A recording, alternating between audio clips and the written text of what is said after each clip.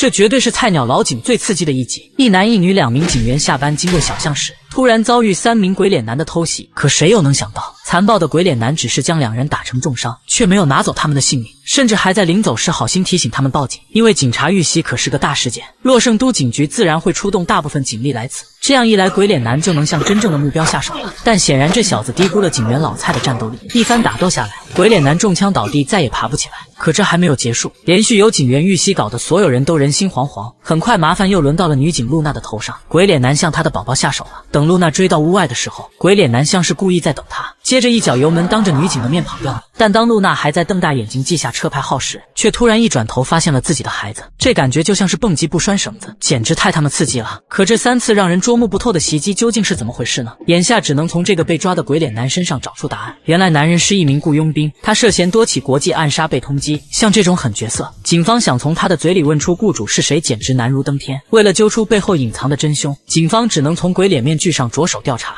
因為這些鬼臉的圖案很特別，是一家劇團獨有的道具，而劇團的老板又有過2次暴力前科。雖然當時逮捕他的人已經調離警局，但不排除他痛恨所有警察向全警局復仇，所以他完全有作案動機。但可惜抓捕時還是發生了意外，能看得出來警方對市警犯真是格外重視，甚至派遣了幾十名全副武裝人員。雖然人是找着了，臉上也戴着鬼臉面具，手上還固定着一把刀，可他只是一具渾身冰冷僵硬的屍體。為了減緩屍體腐爛，兇手故意將空調開到最低，但當面具被揭開，所有人都愣住了，竟然是警方要找的嫌疑人。難道鬼臉男另有其人嗎？與此同時，其他警員正在搜查屋內房間，而其中一扇門後已經綁好了手榴彈，只要有人輕輕一拉，幾十名警員就會全部被炸上天。突然老警德福意識到這裡可能是陷阱，及時命令所有人撤出屋內，這才沒有讓兇手得逞，釀成一場悲劇。隨後警方拆除了炸彈，從最開始的幾名警員遇襲，再到遇害的嫌疑犯，看來兇手從一開始就計劃好了，警方始終都被他牽着鼻子走。這時露西突然腦洞大開，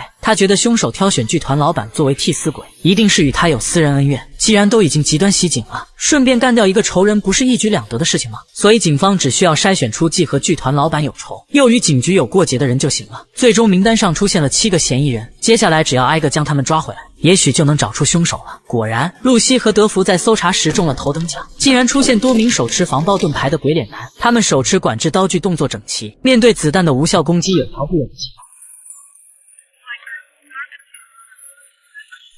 這他們防禦力也太高了吧！2人只能暫時選擇性撤退，可偏偏他們跑到了一條死路，接下來幾乎耗光了所有的子彈，總算短暫將他們逼退。可子彈總有打完的時候吧，最終還得靠貼身肉搏呀。2個人秉承着男女搭配幹活不累的原則，愣是將10幾名鬼臉男削得人仰馬翻，直到隊友們前來支援，他們才總算逃了出來。隨後大部隊相繼趕到，他們將雇人襲擊警察的真兇堵在了地下室。然而讓所有人都出乎意料的是，這個男人是名單上最不可能襲警的人，因為他只是虐待老人蹲了90天牢，為什麼會如此痛恨警局呢？原來他之前是個成功人士，入獄後不僅丟掉了工作，也失去了家庭，母親也在他坐牢時去世了。而最關鍵的是，他在牢裡受盡了犯人們的凌辱。男人越想越来氣，也許這才是他最好的結局吧。